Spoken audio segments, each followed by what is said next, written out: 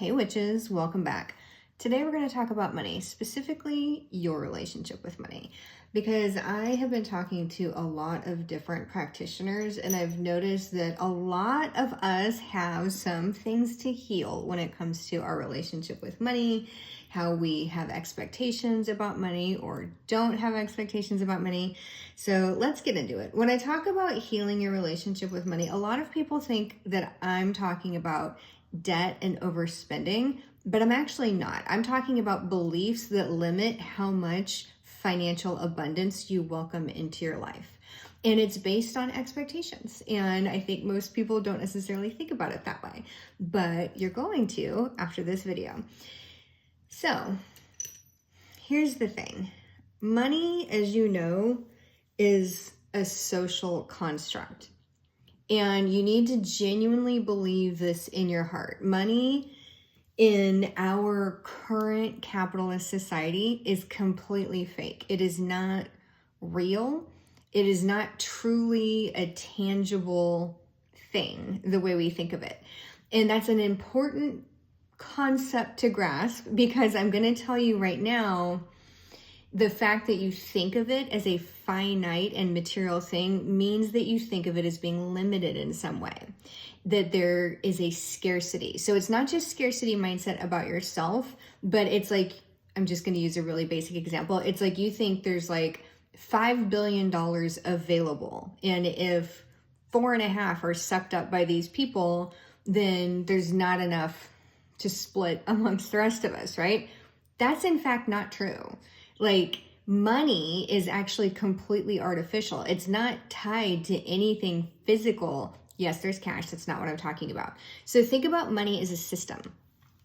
And all it is a system that you just need to, frankly, not even know the details of how it works. But it is technically, honestly, it's unlimited. It's not like it's based on something material. It's like there's 10 cows in the field and that's how wealthy you are. So there's not a limited amount of wealth to go around. There's literally unlimited wealth in our world, in our universe. What we base it on is completely artificial. And I'm saying that because that means it's actually easier to influence than you think. So think of money as an energy, and you're very familiar with energy work. Money in our day and age is just energy. It's unlimited. There's enough to go around. And the reason I keep emphasizing there's enough to go around, let's talk about why that matters specifically in the witch community. There's a couple things that are honestly like holding you back that you may not even like consciously know about. One is that a lot of people who participate in this community are very community minded, and you may not call yourself a witch. You may call yourself a witch. I don't actually care what you call yourself, but if you're watching this video, you are in the woo woo somehow, right? And a lot of times people in the woo woo, and especially women in the woo woo, are very community minded. I actually think this holds women back in general in our society, not just woo woo women, is that since you're so community minded, a lot of times you think it's greedy to grab too much for yourself.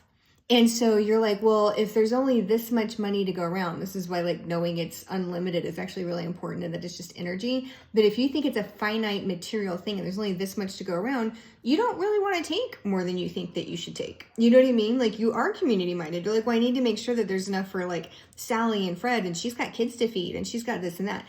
And I'm going to share this with you. I used to do this at work. When I was in my 20s and 30s, I recognized I was making really good money for what I was doing relatively, but I was significantly underpaid because I wasn't pushing for more money, because I'm like, well, I make more money than I need. I'm fine. I'm not going to be like greedy. You know, I was working for companies that made billions of dollars. Like, they weren't giving the money I was giving up to other people in the forms of raises and bonuses. They were keeping it as profit, right? So like this like self-sacrifice doesn't benefit the people you think it benefits, because the money is just going over there, not to anybody in your community. But again, it's not finite. There's more than enough to go around. Your job is to make sure that you are calling in the abundance that you want in your life. And I'm not telling you to be greedy. I'm not telling you get more than you want, but I am saying I see people who are frankly really stressed about money But then they're like, but I'm doing okay. I know other people have it worse, and technically I'm getting by, so I don't really feel like, I need to ask the universe for more of this. But they're stressed. They're not living their best lives. Like, money is tough because there's always that quote that money doesn't buy happiness, but the quote is actually like the pursuit of money doesn't bring happiness. But in a capitalist society where we have to pay rent and feed our kids and do all this other stuff, like, life is a lot easier when you have more than enough of it. I can tell you that, like, so much easier. And being able to take your kids on vacations. So you don't have to feel bad about wanting more money, and your desire for more money is not depriving your community of money. Like, I just really want you to get that in your head. Like, because you're community minded, you're willing to sacrifice thinking that money is going to other people when really it's not. It's going to like shareholders and billionaires, and they don't need more money. So the only thing wrong with accumulating wealth is the billionaires who are sitting and hoarding money. That's where it gets bad. Does that make sense? That's what greed is hoarding money. But if you're like me, any money you get goes right back into the economy, goes right back into the community. It means I can feed like my extended family, right? It means that I have a beautiful home that everybody can always come to and enjoy, and I can take myself and my loved ones on trips. Like, it's buying the life that we deserve. I can buy books that we need to be reading. You know what I mean? I don't have to worry about that because I am comfortable accepting the blessings of the universe. And the universe knows I'm not going to hoard that wealth. I'm going to spread that wealth. And if you think of yourself that way, that you are a matriarch, you are in this like nurturing role, any money you get that's above and beyond your base needs, as well as I do, you are going to spend it on your family and your loved ones and your community. So that is a relationship of generosity. And if you can reassure the universe that any money that comes in will be in good hands because you're not going to hoard it, you're going to use it for good, and you're going to keep returning it to the cycle and to the flow of generosity, the universe will increase your role in that generosity. So it's a really powerful mindset around money. And I just want to reemphasize, this involves letting go a scarcity mindset that the money that's available to come to you is scarce and has to be split. That's not true. And as long as you don't do anything shady and take advantage of people, which you would not, there's nothing wrong with wanting more money so you can take care of your family and have a nice life. There's nothing wrong with that. We are not meant to suffer. And we were born into this system. And we were given gifts to manipulate energy, because that's what witches and magicians and other workers do, is we manipulate energy. So just, you are capable of manipulating the energy around money, and there's nothing wrong with doing that. It's not bad. It's not greedy. And like I said, you're not stealing from your neighbor if you call in more money. And of course you can do it in safe ways. And I'm not going to make this video about money spells and how they work, but just also know, if you're new to this, that if you're doing like abundance, prosperity, wealth, any kinds of spells like that, one of the first things about your intention is no harm to anybody else, right? Like, you set that intention. I would like this to come in for me, and I don't want it to harm anybody else. That creates a lot of safeguards around, how it comes in. And then it also sets your mind at ease that you're genuinely not harming anybody by calling this in. Okay, so that's the first kind of like mindset issue that I see in this community, is that kind of like, well, I don't need it because it's going to harm someone else, or someone else needs it more. No, this is not a zero-sum game. It's not like there's 5 pennies on the table and you can only take 2, right? There's unlimited pennies, and it's all energy, and you can and should call it in. And then I also know that one of the things people struggle with, and for some reason, especially women, and I don't know if it's something about how a lot of women are raised in this or similar societies, but for some reason, like, your own estimation of the worth and value of your time is so low. And I'm telling you, like, you need to raise your expectation of what your time is worth, what your artistry is worth, which isn't based on time if you're an artist, but you get what I'm saying? Like, your value, the way you value yourself, you're devaluing yourself. Literally, financially. You are allowing other people to pay you less. I have allowed other people to pay me less. And we don't need to do that. And as soon as you raise your expectations of the value of your time or your work or whatever, money starts coming in at that higher amount. It does. Like, you're calling it into you through your expectations. And I know people say expectations are bad. This isn't desperation expectations. This is literally like, of course someone's going to pay me X amount instead of this lesser amount because that's what this is worth. And then you're also more likely to hold your ground in negotiations because you genuinely believe you deserve that higher amount. And it shows when you show up with the expectation that your value is higher, people treat you as if your value is higher and they're more willing to give you a higher compensation for that. And I think that the third thing is that people have so much like emotion tied around money. And I think a lot of it's like guilt and then the other kind of scarcity mentality. If you grew up poor and now you're like, you know, lower middle class or middle class, you have like some guilt that you have more than you did when you were a kid. So again, it's like greedy to want more.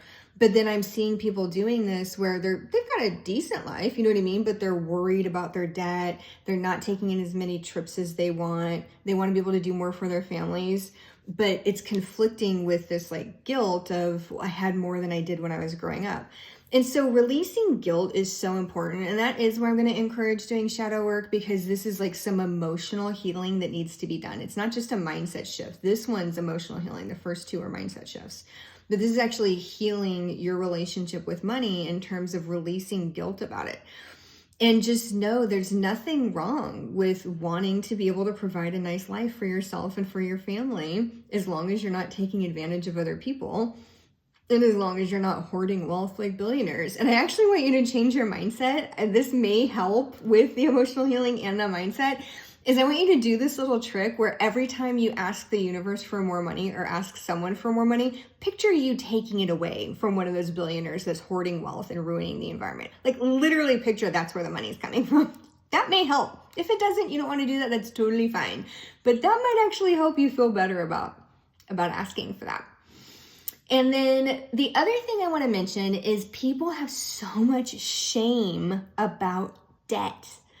Like shame. And so whenever I say to people, like, you know, because I like to coach people, like one of my biggest goals is to get women to make more money so they can be more independent, more self-sufficient, and build better lives for themselves and their children, right? Like this is a huge goal of mine.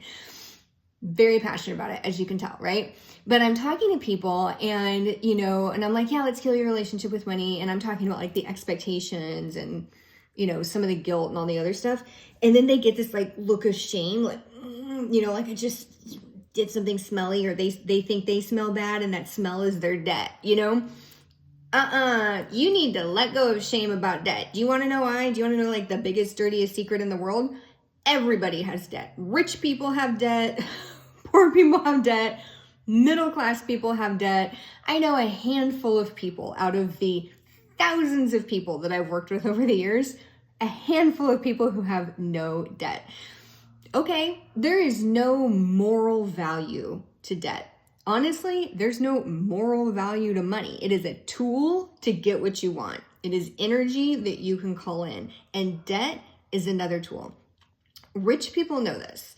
And I'm not going to go into like financial planning and huge like financial advice or anything, but in rich people land, debt is considered leverage. So you can, this is what rich people do, is they will take out loans to purchase things for business reasons, and then they will expense the interest on those loans and hold on to their cash reserves. That interest that they pay is now actually an asset to them because they write it off on their taxes. Okay, I'm not telling you to go do this. This is not financial advice, okay? Do not go do this. I'm telling you this because That is another mindset thing, third or fourth mindset thing that you need to get, is that debt is a tool. If that debt helps you build something, great. If that debt helps you enjoy something, great. If that debt does nothing, great.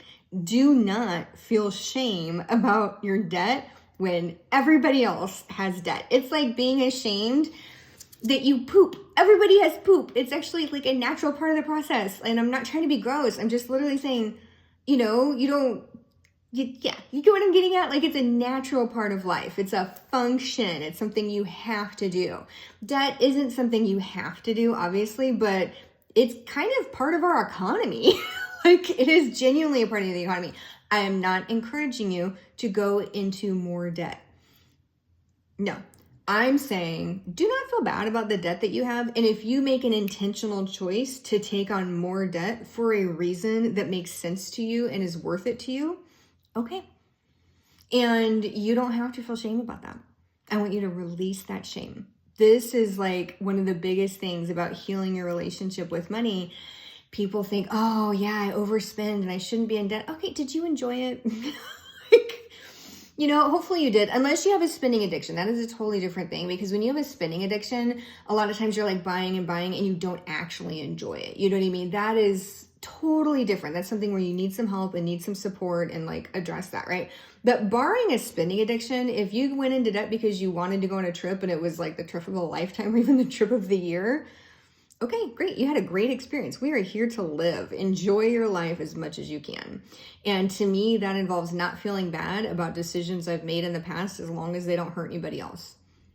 Like, don't feel shame. Don't feel guilt. Debt is just a tool. It's a tool to get something that you want.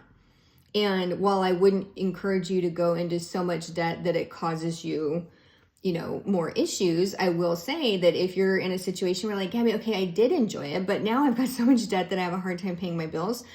Yeah, awesome. You know what you should do? Make more money.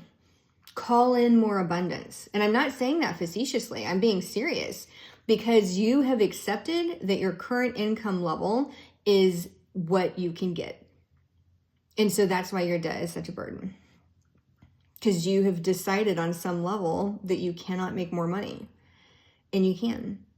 You really can. People can pay you more for what you do. You can do other things that make more money. You can add additional revenue streams to make more money. You can call in more money.